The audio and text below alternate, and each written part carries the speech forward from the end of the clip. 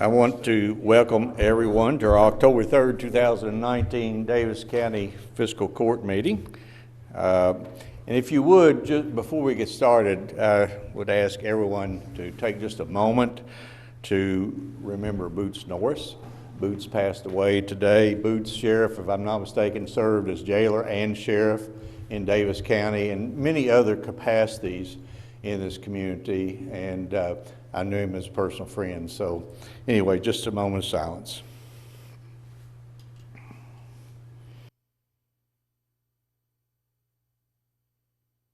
Commissioner Koger, would you lead us with a prayer and a pledge, please? Yes, Judge. May we pray? Lord, we praise and thank you for all your blessings.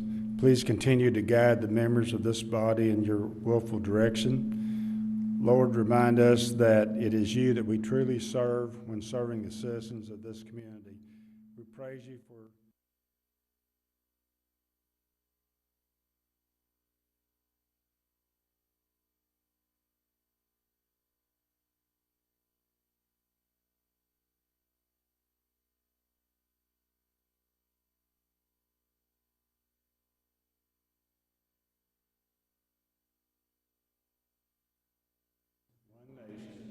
God, indivisible, with liberty and justice for all.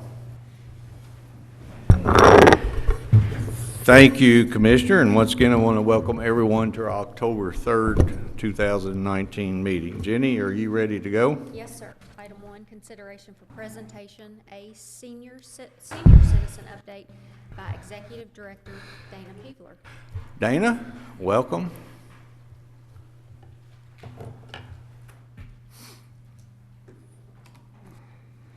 Thanks for having me. It's gonna be, she said I had about 5 minutes. I don't know if I can do an update in 5 minutes, but I will try. If you can, I'll gavel you down. All righty, I figured.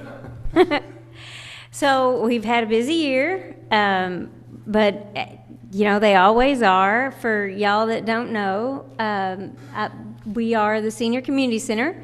Used to be called the Elizabeth Mundy Center. And we have about 1,400 folks that we take care of in a year's time. We serve folks age 60 and over, but we have folks age anywhere from, we have people 5 years old and up that come visit us. And over the last year, we've had all kinds of new things going on there. We started a new scan system. People get a little bitty scan card, and we have a kiosk, and they scan themselves in, and it helps us collect their data. Works really fast, works really efficiently, and people seem to like it. It helps us collect their data, helps us keep better track of what's going on in there. We, over the last year, I don't know if y'all all know what we do or not, but we do all of the Meals on Wheels in Daviess County. We do all of the congregate meals in Daviess County. We provide transportation to about 100 people, give or take, in a year's time. That's about 5,000 rides that we provide annually. We do about 30,000 home delivered meals annually, and we do about 30 or so thousand meals in 5 different locations throughout Daviess County.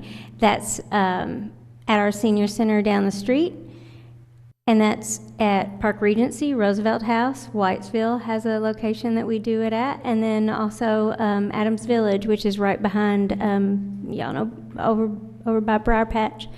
And we do that at 11:30, different days of the week. And all of those meals are regulated through the Department of Aging and Independent Living out of Frankfort. And we have 13 different services that we provide, and a lot of that is we make phone calls checking on people, we make visits checking on people. All those services are so that folks can stay independent for as long as possible and healthy for as long as possible. But what we really do is we keep people healthy and happy and who they want to be for as long as they want to be that. And we make sure that their caregivers have peace of mind. And I started something, and George knows this. On Friday afternoons, I stay a little bit later than I usually do, and I type up something. It's just a little bitty report that I do, and I ask the staff to send me what they call their weekly wins. And what it is it's just a thing that they send me that tells me what it was about that week that makes them feel good about the work they do. And it ended up just creating a theme that turned out, it's just more than a meal. The work we do is just more than a meal. And so I'm going to read a few of those to you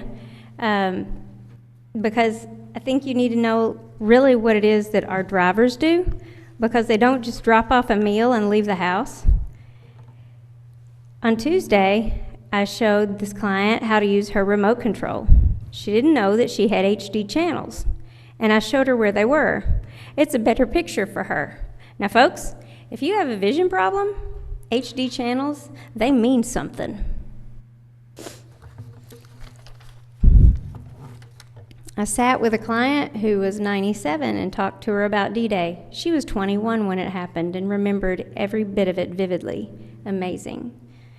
You may not think about that, but if you were somebody who got to sit and listen to that, or you were somebody that remembered that and got to sit and talk to somebody about that, and it's the first time you got to talk about that in, say, 70 years, that was a big deal.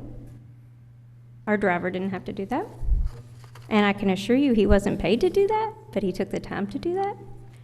Each Thursday I collect the cans of soda, and client that he drinks in a week, let me tell you, it's a lot.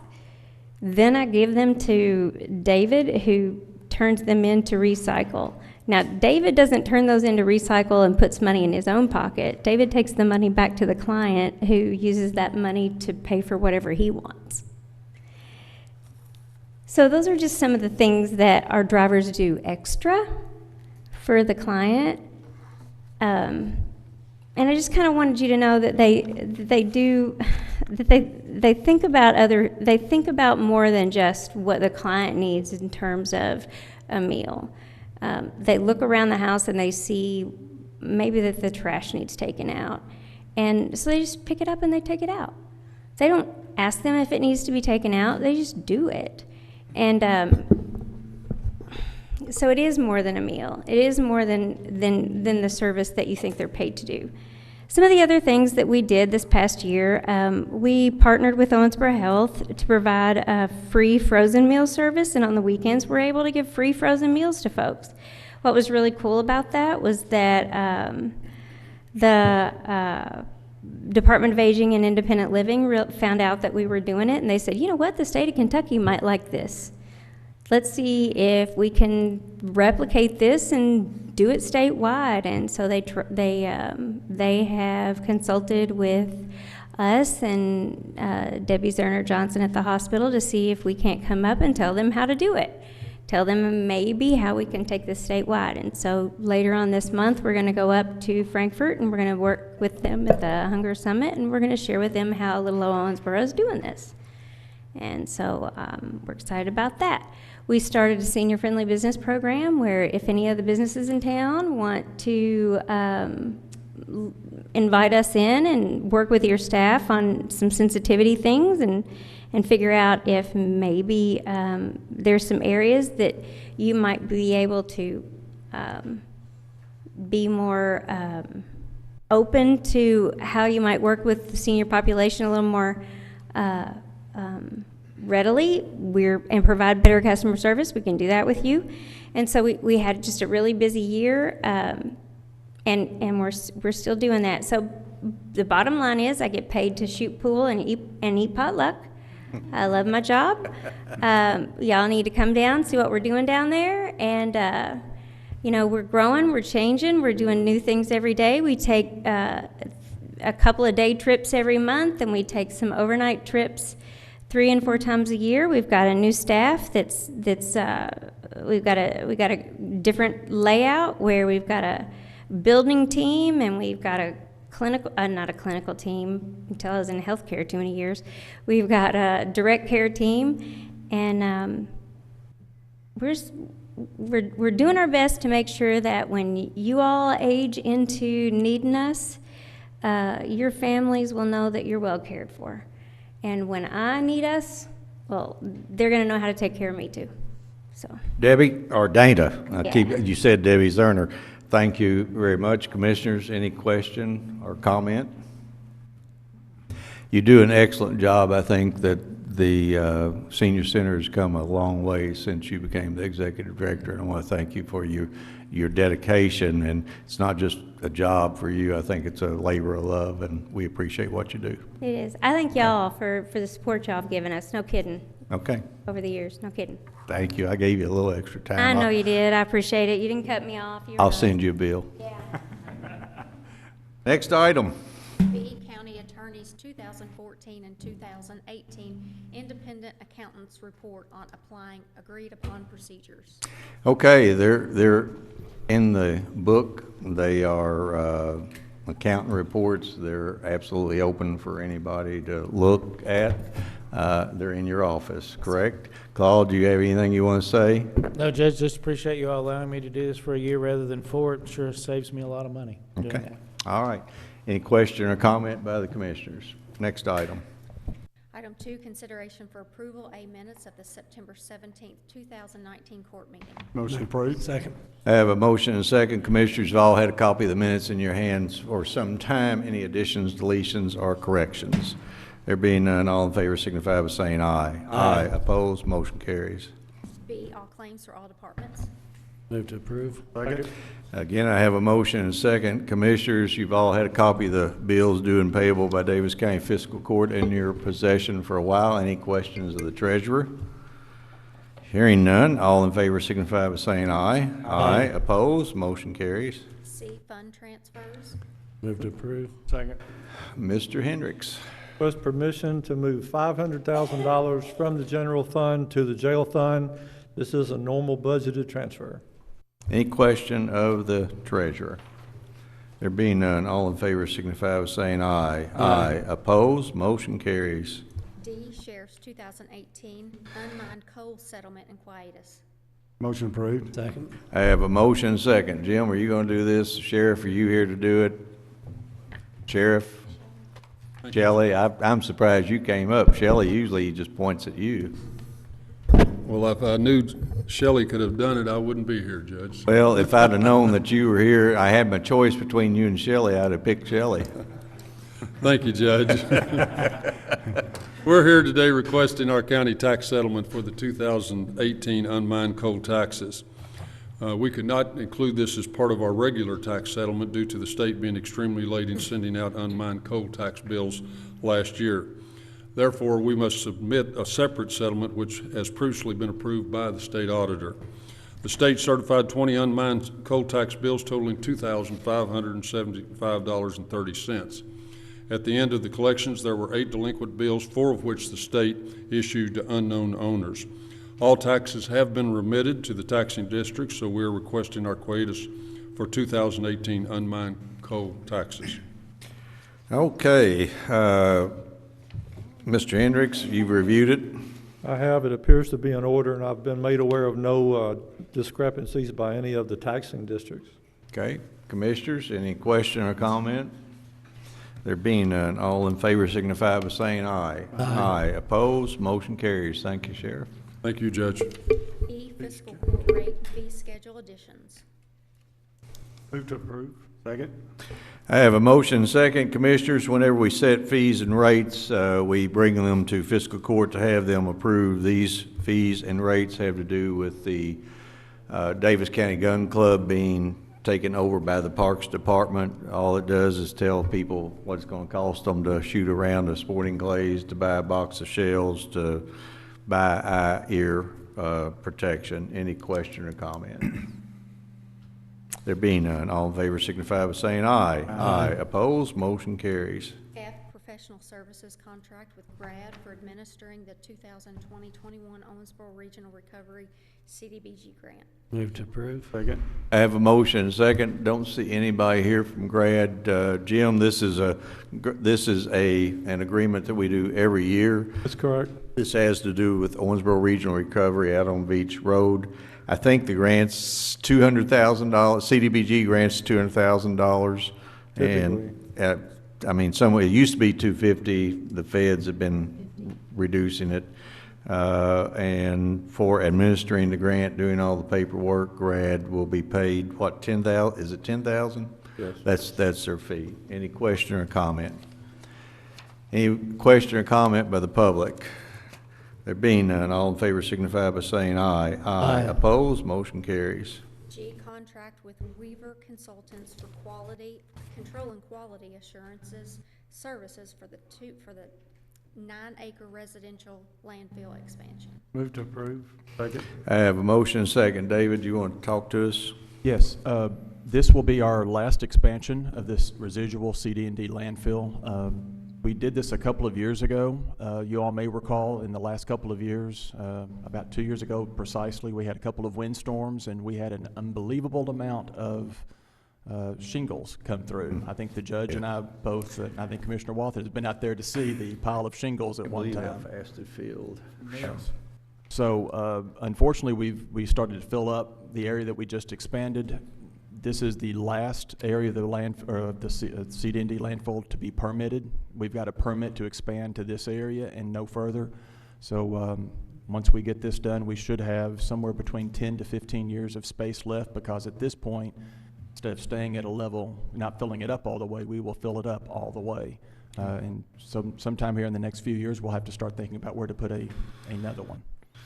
Total of the contract is not going to exceed, what is $40,000? There are certain, total is $40,123. Those are the estimated costs. They're broken down into specific tasks. Right, it depends on how often they have to come out. So I think Commissioner Wathen had pointed out, sometimes they think they may come 1 to 3 times. The price is based on 3 times. If they don't have to come 3 times, it will be lower. Right.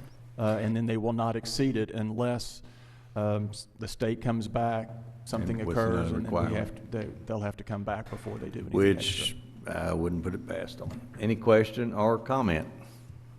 There being none, all in favor, any comment by the public? I didn't see any other engineers. Well, I do see one out there, the city engineers standing back or sitting back there. Yeah, I just wondered, and then there's another engineer over there. All right, all those in favor signify by saying aye. Aye. Opposed, motion carries. H, fire hydrant test and repair agreement with the city of Whitesville. Motion approved. Second. I have a motion and second. Commissioners, seems like we've had fire hydrant repairs and tests on the last 4 meetings. But this is a culmination of a meeting that I had with Mayor Mayfield from the city of Whitesville. Turns out that the county was paying for all the fire hydrant testing in Whitesville, and all the repair and all the replacement. And Whitesville happens to be an incorporated city with their own taxes. So I met with the mayor. It's probably beneficial to her and to our fire department, to the countywide fire department, that we test those fire hydrants. So we decided that we would test approximately 30 fire hydrants in the corporate limits of the city of Whitesville. 30 at roughly $240. But Whitesville will be responsible for all repair and or replacement going forward. Everyone that we talked to had a different version of why we did what we did when we did it, but it was never written down. So I felt the best thing to do was to come up with an agreement between the city and the county, and that's what this is. So any question or comment? And this will go before I don't know if it's gone before the Whitesville Commission. Have they already? It's executed. City of Whitesville has already approved it and executed the agreement. So any question or comment? There being none, all in favor signify by saying aye. Aye. Opposed? Motion carries. Next item. I, apply for the litter abatement program 2020 grant funding. Move to approve. Second. I have a motion and a second. David? Yes, this is our annual application for the funding for our Trash for Cash program. We get about $60,000 to $70,000 annually. It depends. It is funded. Everyone who goes to our landfill pays a $1.75 fee per ton for trash, and so that money is remitted to the state, and they're nice enough every now and then to give us some money back, and this is one of the ways they give it back. This is the program where we invite not-for-profits to come and apply, and pull their name out of the hat. They can clean up a mile of Yes, sir. road. We usually accept applications for nonprofits in November. Okay. Question or comment? There being none, all in favor signify by saying aye. Aye. Opposed? Motion carries. J, grant $100,000 to the River Park Center for their fundraising campaign. Motion approved. Second. I have a motion second. Commissioners, the River Park is in the process of raising funds. As you know, Roxy Witt retired as the general manager. They were raising funds to refurbish the River Park Center itself, as well as... Jeff Carpenter's here. I see him. Jeff Peveler, I mean. Yeah, I see him. As well as refurbish a building that they took back over when the Bluegrass Museum moved out. They are in the process of raising those funds, and I would invite one of the two Jeffs to come up and kind of give us a little talk as to why you're trying to raise this money and what you think you're going to be able to do with it. Thank you, Judge. Commissioners, thank you for allowing us to be here tonight. I'm Jeff Ebel here. The other Jeff he refers to is Jeff Danhauer. Jeff is referred to in our world as the young Jeff, and I'm the old Jeff. Or sometimes I'm the number guy and he's the pill guy, so it just depends on how you want to refer to us. Yes, it's already been stated, we've had a request for a grant of $100,000, and I'm pleased to see that there's a motion on the floor for that. What we're doing is we're raising money. We've got a capital campaign. It's referred to as Entertain the Future. And what we're doing is we have three components of this that we're raising monies for. One is for the Turley Building. Most of you probably look and say, what in the world's the Turley Building? Some of you who've been around or as old as I am remember the Turley Building was the original name of the property where the International Bluegrass Music Museum was previously located. It was a general hardware store, and I remember as a child, Judge, going in there and picking up some farm supplies. And some parts of that building, you could still smell that farm supply, David, so it's a kind of an interesting thing. But what we're doing there is we're trying to convert that property into a commercial rental. And so as a result, we're raising money for that. Approximately $500,000 of our campaign goes towards that. Our capital campaign is for $750,000. Of that, we have $150,000 of that is going to go towards an expansion of the existing ladies' restroom. Any of you who've attended events there probably have observed that the ladies lining up, and it's not a good experience for them. And so we recognize that we need to expand on that, and we're adding to that facility. And then finally, one of the more important things, or more urgent things that I see, is to replace our carpeting in our lobby area in particular, because that's so visible, but it's also any of our event rental space. And we have revenue that we get from renting out space frequently for events. Our carpet is 10 years old, it's stained, it's almost embarrassing for us, and we need to replace that. We anticipate that's going to cost $100,000. I have a personal goal of having that carpet replaced by the end of this year. And so where are we right now? Of our $750,000 goal, we have currently raised $425,000. Approximately $200,000 of this came from the city, and it's related to the bluegrass space. It's all earmarked for that Turley Building. We've raised an additional approximately $227,000 from the general public. We've received $110,000 of that in cash already, and the rest are in pledges. They're written pledges, confirmed pledges. So we're within, $325,000 of our goal, and so we're very, very confident that we're going to get there. I reached out to the fiscal court asking if there was some way in connection with your grant, if you could accelerate $50,000 of that $100,000 to us now, so that we can go ahead and get that carpet replaced before the end of the year. We currently have a matching grant that we've applied for with a local foundation of $50,000. We verbally have indicated that that's going to be a positive response from that. That will give us the money that we need to complete that project. So that's a quick thumbnail sketch of what we're up to and why we're doing it.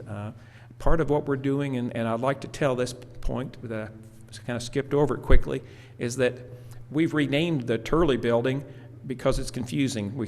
People refer to it back as the International Bluegrass Music Museum space. I remember talking to my wife one day. She said, "What's going on?" She said, I said, "I'm over at the Bluegrass space," and she thought it was down the street here. And she said, "What are you doing over there? I thought you were at River Park." And so we're rebranding that. We're calling it the Turley building. But the other aspect of that is so key is that monies that we're investing in that is going to become an income stream from a rental property. It's almost like an annuity, if you would look at it that way. Our investment there is tremendous. We have a tremendous capital asset. We're just trying to convert that to an income-producing property. And when you look at our event rental space, that's also an income-producing property. So I'm going to be quiet now, Judge, and see if you have any questions. Just a couple of statements. First of all, thanks for what you folks are doing. Number one, I think the River Park Center it's really a gem in the crown of downtown Owensboro. It actually anchors one end of Owensboro. The fact that you're going to take some of this money and use it to produce revenue going forward pleases me, because that means you won't be back over here in the future asking for money. And lastly, I've had some question regarding the money that we are looking to grant. As most people are not aware, we receive money from the tax on hotel motel rooms. 3% of that goes back to the CVB, 1% of it goes to the city to help offset the cost of operation of the convention center. 2% of that goes back into the community, specifically to downtown arts agencies, and we oftentimes grant that money out. Looking at this, a request was made. I think it's a good project, and what we would propose is that we'll give you the grant of $100,000 total. The first 50 would be immediate, and the next 50 will be the last 50 that you will raise on your way to $750,000. So we want to hold your feet to the fire and make sure you get out and raise that money. Judge, I thank you for that, I remember whenever we were doing a $1 million match not long ago. It didn't seem like, but I guess it was 6 years ago. A long time ago. And so at any rate, you threw out this $1 million match capital campaign, and we're going to use this $50,000 the same way to top off our campaign. I think that's going to work great. We appreciate that. Thank you. Thank you, Commissioner. So, Commissioners, any question or comment? Do you have somebody to rent that space? Right now, Commissioner, we're negotiating a contract for the third floor. We have a lease that's in their hands, and this afternoon about 3 o'clock, I received a letter of intent from somebody who wants to lease the first floor, as well as the Woodward's, what used to be the restaurant back many years ago. So it's a letter of intent, non-binding, so we've got some details to work through, but it's looking favorable. Favorable. Good. Any other question or comment? Question or comment by anyone out in the audience? There being none, all in favor signify by saying aye. Aye. Opposed? Motion carries. Get to work. Thank you. Absolutely. K, AmeriCorps Service Site Agreement with Kentucky Ready Corps for Program Year 1920. Move to approve. Second. I have a motion and a second. Is anyone over there going to do this? Anyone? I can. You can. Good. This is just a no cost to us, no cost to the court, and it requires your signature, and because it requires your signature, we have to have approval. Any question or comment? There being none, all in favor signify by saying aye. Aye. Opposed, motion carries. L, change order to bid number 3719 Panther Creek Park Fence System. Move to approve. Second. I have a motion second. Mr. Johnson. Yes, Judge. Bid 37, 2019 was to re-fence 2 of the 3 east fields at Panther Creek Park. This project was awarded on September 17th of this year to Burkor Fencing in the amount of $34,498. This was sufficiently under budget to entertain re-fencing the remaining field as a change order with the differential. The change order for re-fencing Field 3 is $17,110 with Burkor Fencing. The amount is reasonable. I would recommend approval. Question or comment? Commissioner Wathen, thank you for bringing that to the court. I think it's a smart thing to do. Well, and it completes those 3 diamonds. All 3 of them now have new lights and will have new fence. So. Right. All righty. Any question or comment by the public? There being none, all in favor signify by saying aye. Aye. Opposed, motion carries. M, award the following: RFQ 9, 2019 trailer floor repair, 10, 2019 bulletproof vests, 1119 D8T standard track chains, and bid number 3419, a new bell processor. Move to approve. Second. I have a motion second. Mr. Johnson, you know the drill. Go through each one. Pause just long enough for us to comment if we have one. Yes, sir. RFQ 009, 2019, Fiscal Court requested quotes for removing and repairing floor slats, replacing bearings and starter blocks for Unit 111 at the transfer station, which is a 2016 East Walking Floor trailer. We received 3 quotes ranging from $13,512 to $18,474.79. We're recommending the lowest quote submitted by Apex Trailer in the amount of $13,512. There were no exceptions to our RFQ. I would recommend approval. Questions, comments? David, have they done repairs for us before? No, they've not.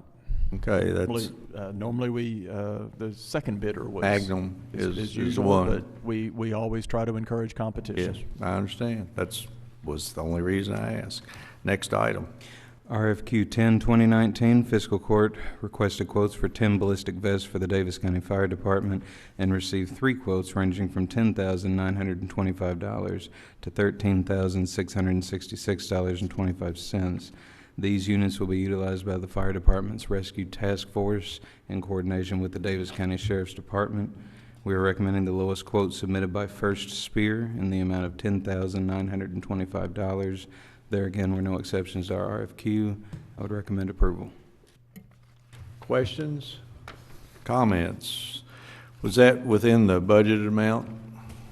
The budget amount was from last year, and I believe it was. Okay. Are these the soft vest or are these the hard metal plate? There were 2, Chief, come up here. They are the soft. Jordan, your memory fails you. Yes, Judge, these were the steel plates that we went with, yes. You did go with a steel plate rather than a soft? Yes, sir, Okay. it was within our budget. Okay. Yes, sir. All right, thank you. Next time I'll ask the chief. Next item.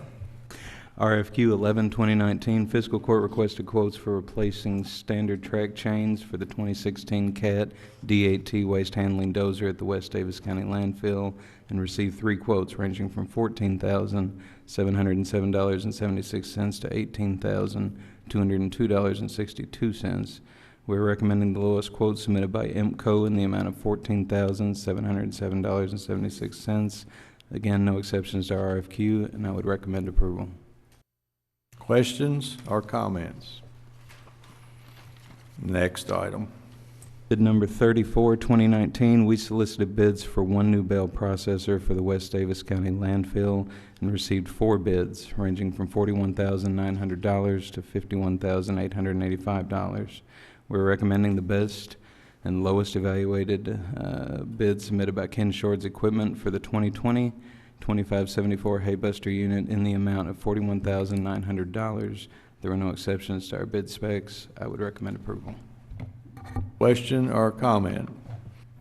This is used, we bought a baler, what, last year? Yes, sir.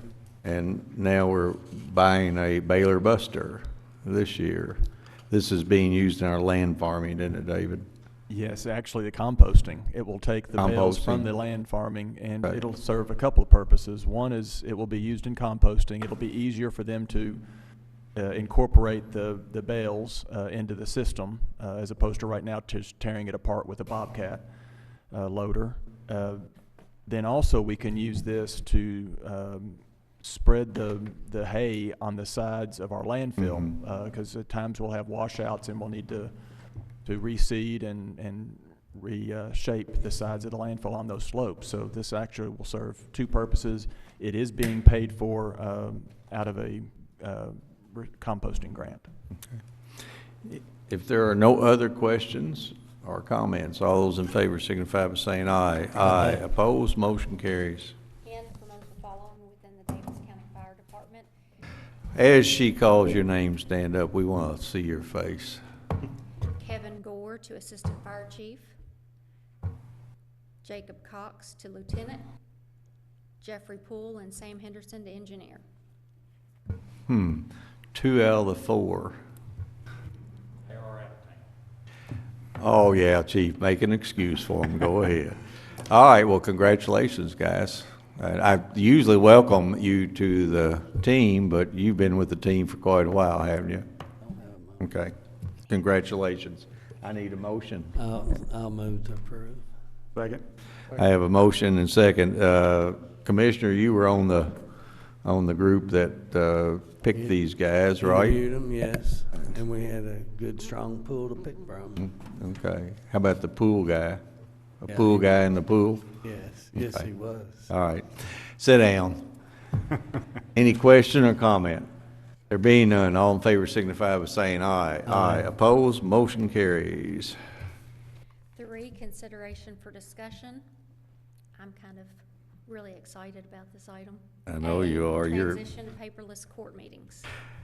Commissioners, just a short discussion. For several years, we've actually kind of talked about this and looked at this.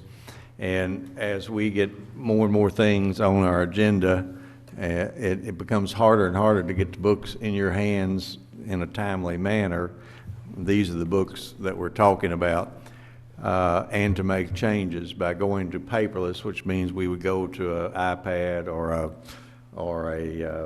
what a It'll probably be added. yeah, probably an iPad.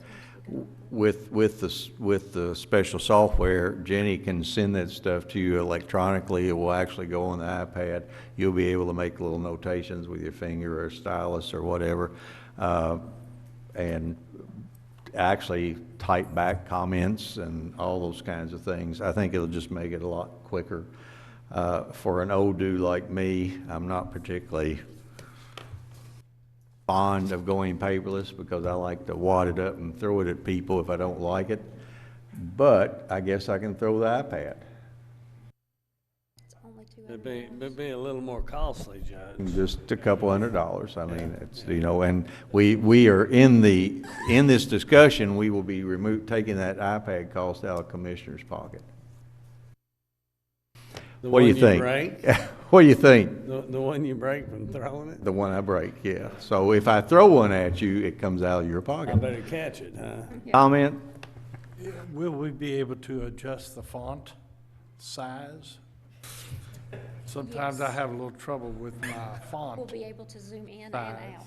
Huh? You will easily be able to zoom in and I out. think what he asked was, will you be able to adjust the sound? He's having a little trouble I can- hearing. As long as I can read it, I'm all right with it. But you know. Who said that? Oh. Oh, okay, classes. Not glasses. We both need better thought she said sound. glasses. Yeah, I did Not too. glasses. Before we get too jocular up here, Commissioner, what do you think? Well, I think I'll require a little bit of teaching. Yeah. So I'll be looking to Jenny, but I think it's a good idea. It's just We'll all need a little teaching. Can we see, before we actually transition to it, can we see a sample of it? Yes.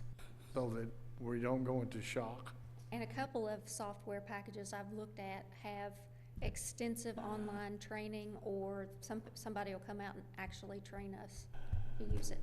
But from what I see, it's pretty clear cut. It's simple to use. We do better with real people training. I was fixing to say, I used to have a kid in my house, and if I had a problem with a computer Yeah. issue, I could say, I want it to be able to do this, and, I fix Will's lawnmower, he fixes my iPhone. yeah, right. So I'm not Great. sure, I'm not excited about this at all. You couldn't tell. Basically, Jenny, what we figured, 13 iPads? Yes. 13, so you got $2,600, $3,000 is the cost of the software initially, that's $5,600, $1,000 every year after, pays for itself really in the paper we save and all those other things. But the biggest thing is you guys get that stuff in a timely manner. I think that's important that we make sure we get it early enough where we can read it and be ready.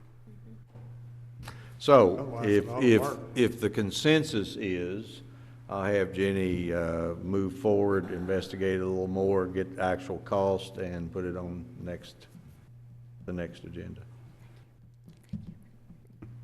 And we'll take it out of her salary. Well, I'm just thinking, man, you're pushing this. We had another meeting earlier today, and you were talking about how we're just not sure how fast we're gonna move on that. Charlie, And this I just- meeting is $6,000, the other was $6 million. Oh, is that what it's about? If that's coming out of my salary, I move to Yeah, quash it. accept my retirement Okay. resignation. Well, anyway, I think it's a good move. Thank you for recommending it, and let's see where it goes. B, other business to be brought before the Davis County Fiscal Court. Do I have any? Not aware of any. Okay. C, public comments. This is a time in our meeting in which we invite the public to step forward, identify yourself at the podium for our records, and you're welcome to speak on anything other than what was on the agenda. I gotta have somebody. Get up here, Chad.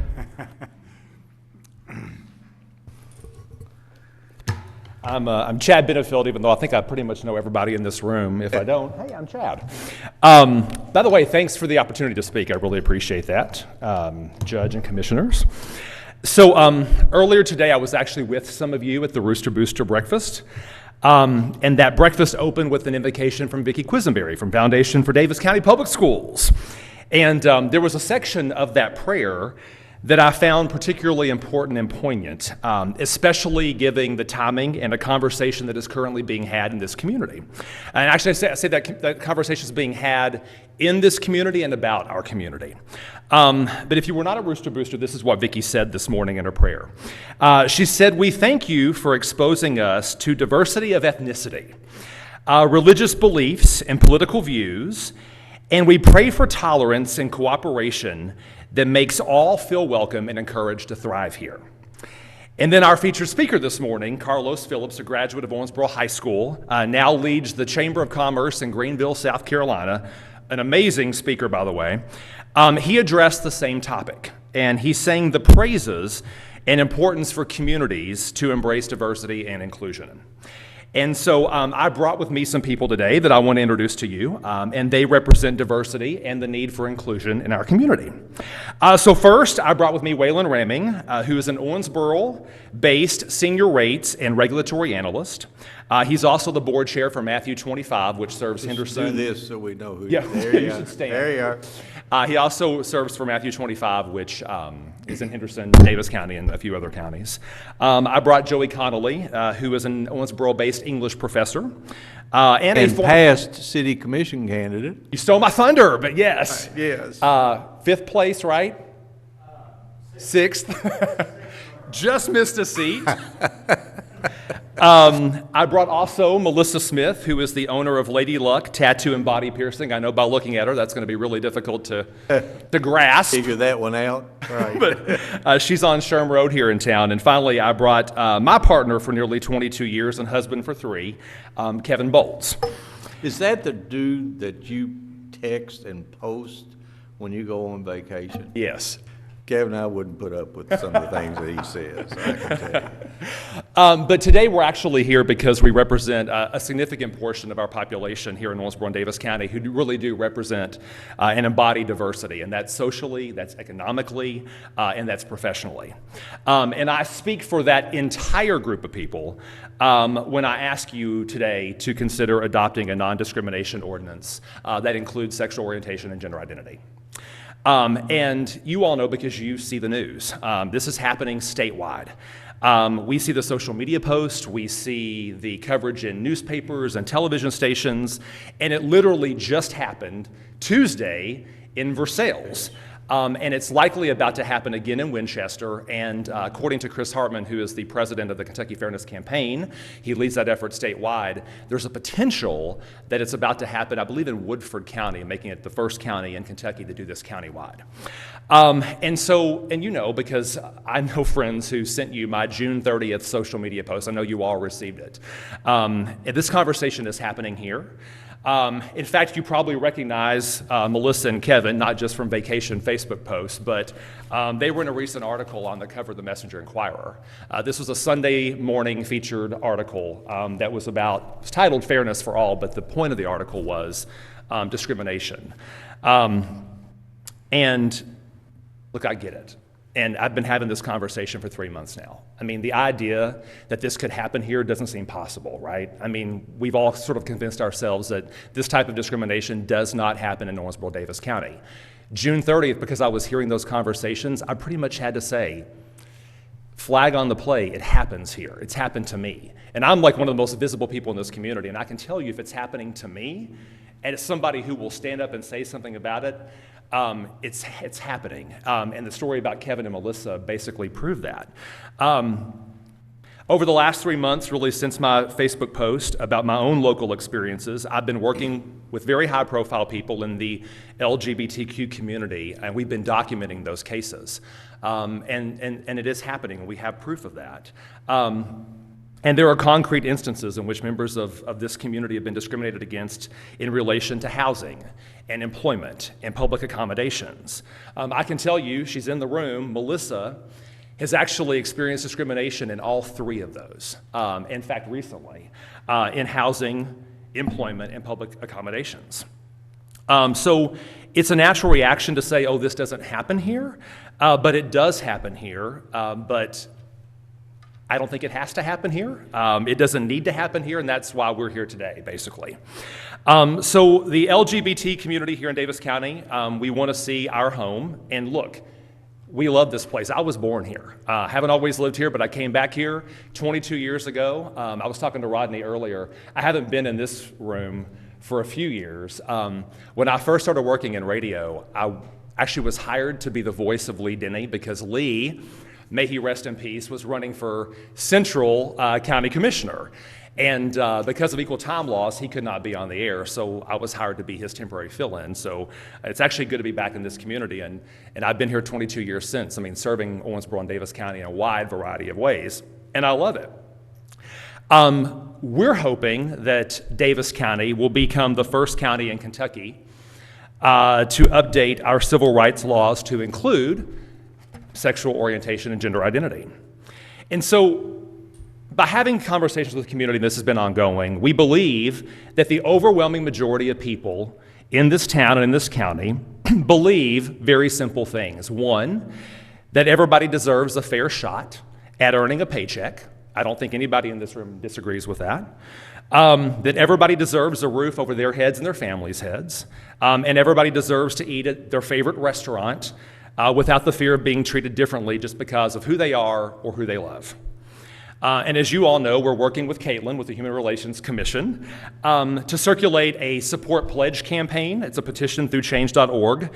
And my friend Lacey Jean, who's a local musician, I'm sure you all have heard her, she plays the fiddle, she's amazing.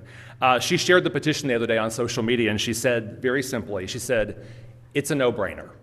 It took me 23 seconds to sign, and she shared it. And I think that ensuring folks that they cannot be denied employment and housing and public accommodation is a no-brainer. A non-discrimination ordinance is literally a small update to existing law that protects age and gender, race, national origin, religion. But that tiny update that we're asking for will have a massive impact on parts of our community that have frequently and still do sometimes feel excluded. And I don't think anybody wants that. We can do something about it. So I mentioned Sunday evening, I made another social media post because I've been compiling stories and talking with people about their experiences. And I posted this on social media in that thread. I said, you know, I realize that an ordinance cannot change minds. Look, I get that. I mean, some people are going to have their thoughts about what it is to be me and what it is to be them, and that's fine. But an ordinance can change dynamics, it can change perceptions, and it can define what is and what is not acceptable in Owensboro and in Daviess County in terms of housing, employment, and public accommodations. So other communities around us, I know you all have been seeing it, they've been stepping up. A few months ago, Henderson updated its civil right law with these protections. 4 different cities in the Commonwealth, by the way, have done that this year alone. They've all passed very similar protections. There are now 14 communities across the state that have done this. We have Louisville and Lexington. In fact, they did it like 20 years ago. Covington, I have to be honest, I've never heard of Vico, Kentucky. I had to look it up. It's a town in Appalachia that literally has a population of less than 400 people. They've done this. Our state capital, Frankfort, Moorhead, Danville, Midway, Paducah, Henderson, Dayton, Georgetown, Versailles, just mentioned they updated their law this week. And those 14 cities cover about 25% of the population of the state, which is awesome. But we believe that the people here in Daviess County deserve those same types of protections. 22 states nationwide have updated their civil rights acts to be more inclusive. They've done this statewide. Kentucky has not done that yet, but I can tell you those conversations are happening in the General Assembly. What they're waiting for, honestly, is really to see support statewide, like a critical mass of support from cities and counties. And we think that Daviess County is in a position to send a very strong message to Frankfort and to our citizens that we believe and we protect the people in our community and in the Commonwealth. So when here in Daviess County, obviously by working together, we have the power to make history, and that's the truth. And I can stand up here and make economic arguments all day long. I can talk about Fortune 500 companies. You don't have that much time left. No, right. I figure the gavel's coming. But I don't need to, because honestly what I believe is for this community as a whole, this issue is about one thing, and that's goodwill toward men and women, and that means all of them. And the men and women with me today, and the countless others in this community who want this to happen but aren't here today, they want to be here and they want to feel completely at home and welcome in Daviess County.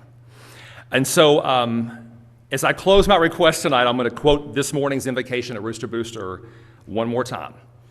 Tolerance, cooperation that makes all feel welcome and encouraged to thrive.